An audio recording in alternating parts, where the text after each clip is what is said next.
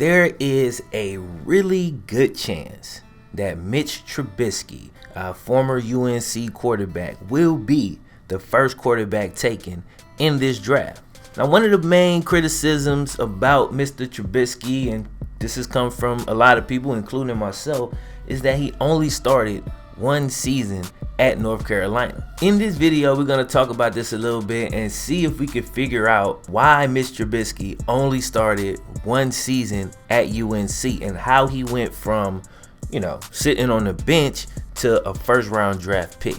This man is obviously extremely talented. Most accurate throw in the draft, considered by most. Can throw on the move. He can run a little bit. I mean, he's got all the tools, and it's weird that at a school like North Carolina, he didn't get an opportunity to start until his senior season. Here's a weird quote from UNC head coach Larry Fedora. Now, you kind of got to read into this a little bit, but here's what he said about why Mitch didn't start earlier. It's not always the most talented guy who gets the job. Sometimes it's the guy who fits best with the other guys. Say that again. It's not always the most talented guy who gets the job. Sometimes it's the guy who fits best with the other guys. Now, when you hear that, he's obviously alluding to personality right there. And throughout the rest of this video, we're gonna kind of talk about Mitch's his natural state, like his natural personality. He self-admittedly acquired a guy. He's a simple guy, laid back guy. To his credit though, he tried his best to implement the traits that his head coach believed would make him better, right? And Fedora, his head coach, believes that QBs cannot lead only by example. You need to be loud, forceful, and sometimes arrogant.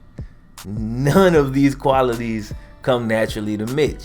And to an extent, I actually agree with him. Like, even quarterbacks who aren't always looked at as arrogant, or I look at them as extremely arrogant. I don't have a problem with the arrogance, by the way. I think it's a necessary skill, Tom Brady, to me, is one of the most arrogant guys. Aaron Rodgers is extremely arrogant. Favre is extremely arrogant. And the thing that a lot of people don't seem to realize is that you're leading grown, testosterone-filled men. This is not, you know what I'm saying? This is not a middle school football camp, man. It's real. And there's a certain energy that you need to project in a lot of these cases in order to be able to get people to do what you want. That's why coaches generally yell and scream as much as they do. And the coaches that don't have to yell and scream is because they already kind of have that presence about them that commands that respect. And maybe that's what Mitch will end up having. One weird quote I found, bro, it's just a weird quote to me. It's that Mitch's personality was described by ESPN senior writer, what's his name? Tim Keown, all right? He described Mitch's personality as, and I quote, he described it as sweet. So he's got a sweet personality. What? Like, what does that mean? Like, I don't understand that. He's got a dry sense of humor, can go undetected sometimes. And when I first started to read this stuff about Mitch, I was like, man, this dude, mentally, I don't think he's going to make it in the league. He's as talented as he is. We've seen a lot of talented quarterbacks who can't handle losing. They can't handle the pressure. And a lot of it usually has to do with their personality, regardless to how talented they might be. But if you dig back into Mitch's past and his upbringing a little bit, your perception of him starts to change. Or mine's did. I mean, you let me know if yours changes any. This all starts with Mitch's mom, Jeannie Trubisky. Now, Miss Jeannie is a G. Let me just tell you right now. And some of the stuff I read, I was like, okay, Mitch. I see. I got you. All right, so check it out. In their house growing up, above the fireplace, his mom has, I don't know if it's a painting or what, but she has these words above the fireplace. Do what is right, not what is easy.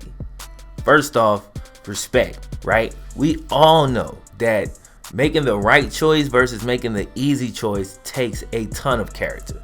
Right? So with something like that being a central theme in your home growing up, that's going to do a lot to shape your character. When Mitch was 7 years old, he wanted to quit football.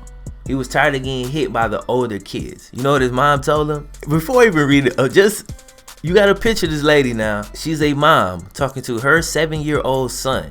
Here's what she said. If you don't want to get hit, run faster.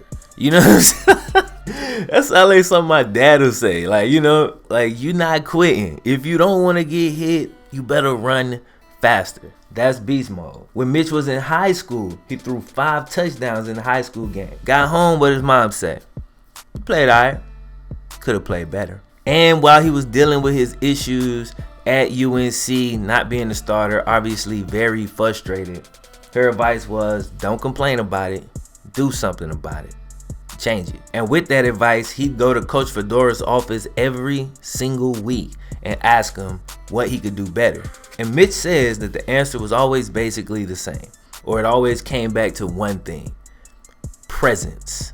So that all goes back to what we started this video talking about. Coach Fedora did not believe that Mitch had the right stuff. He had the personality, the presence, the energy, the swag to lead that team. One thing that Mitch was doing that Coach didn't know about, he still may not know about it to this day unless he looked this up like I did, but Mitch would have these late night sessions with some of the receivers on the team at the indoor facility. Nobody knew about it. The coaches didn't know. They didn't post it on social media, but they go out there. He said they set up a speaker and go at it for 2.5 hours. Guys like Ryan Switzer and company would be at these little throwdowns. They was getting it in. And all of this kind of led me to believe that, you know what? Maybe Mitch Trubisky does deserve to be the first quarterback taken. He may not have the more forceful, boisterous confidence. And when I say that, I don't mean you have to scream and yell. I think of a guy like Dak Prescott, who is a clear leader of men. When you see him, you just know he's not usually screaming and yelling, but he's got a presence about him and a confidence about him, of people follow him. Mitch has been accused of not having this, but he said he did everything he could to implement these things into his game, to try to prove to Coach Fedora that he should be the starter. And when he got his chance, we all know what happened. He went from sitting on a bench to possibly being the first quarterback taken in the draft, a surefire first round pick for sure. What comes next for Mitch? I don't know. We'll have to see. But as always, we wish the man the best of luck. Hope he does well. If you dug this video, click the thumbs up button. Subscribe if you're brand new. My name is FlemLo Raps. I'm gonna holler at you next time, man. Wow.